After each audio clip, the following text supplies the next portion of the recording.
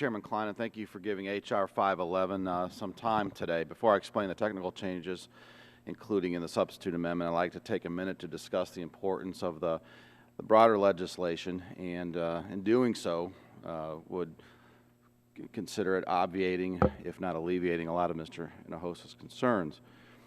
As the Chairman said, the purpose of this bill is simple: to protect the sovereignty and promote governmental parity of Native Americans by making it very clear that tribal businesses on tribal lands are free to operate with the same autonomy provided to any other sovereign body, like the same autonomy given our own federal, state, and local governments.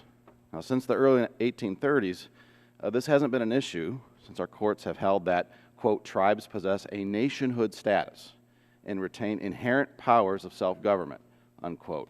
Over the years, there has been widespread agreement on both sides of the aisle that these rights should be protected and that tribes should remain sovereign, free to govern and develop policies that best meet the needs of their members. Unfortunately, in recent years, the National Labor Relations Board has threatened that sovereignty by exerting control over tribal businesses.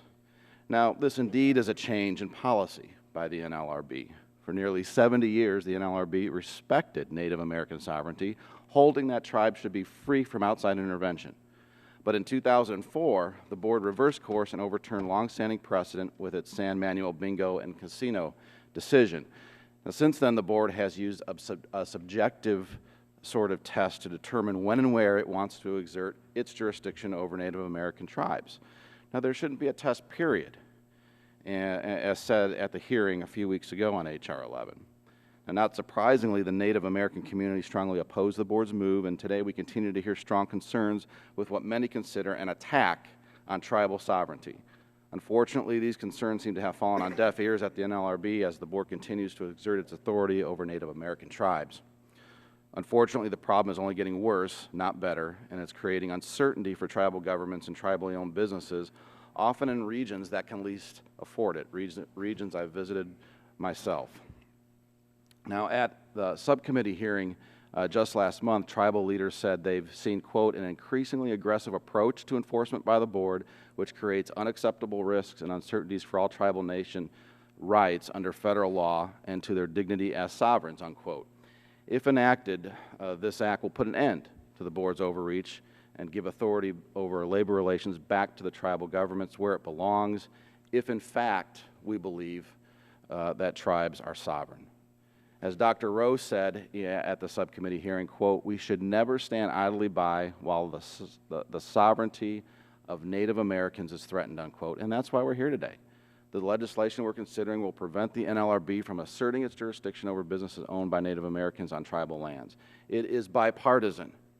It is a common-sense proposal that will provide legal certainty to the Native American community and restore a standard that was in place for years before the misguided NLRB San Manuel decision. So with that, I appreciate all that my colleagues have done over the years to move this issue forward. Today, Mr. Chairman, we certainly stand on the shoulders of others who have pushed this issue before, and for those that are still around, we look forward to having their support on the floor if this bill passes. I'm very pleased that we're taking this step today. The technical change in the proposed substitute amendment clarifies that the National Labor Relations Act does not apply to tribal enterprises and institutions as well as the tribal governments themselves. I urge my colleagues to support the substitute as well as the underlying bill to help provide Native American tribes the legal clarity and labor sovereignty they deserve, and I yield back.